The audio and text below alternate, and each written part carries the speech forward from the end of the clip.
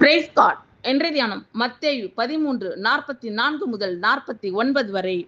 அன்றியும் பரலோக ராஜ்யம் நிலத்தில் புதைத்திருக்கிற பொக்கிஷத்துக்கு ஒப்பாயிருக்கிறது.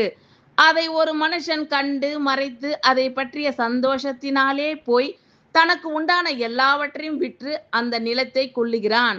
மேலும் பரலோக ராஜ்யம் நல்ல முத்துக்களை தேடுகிற வியாபாரிக்கு ஒப்பாயிருக்கிறது.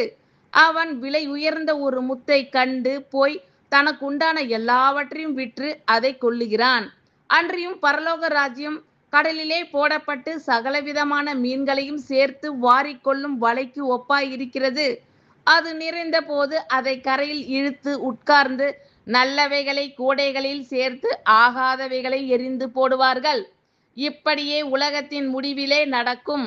தேவ தூதர்கள் புறப்பட்டு நீதிமான்களின் நடுவில் இருந்து பொல்லாதவர்களை பிரித்து அவர்களை அக்கினி சூளையிலே போடுவார்கள். அங்கே அழுகையும் பற்கடிப்பும் உண்டாயிருக்கும் என்றார். ஆமென். Thank you Lord.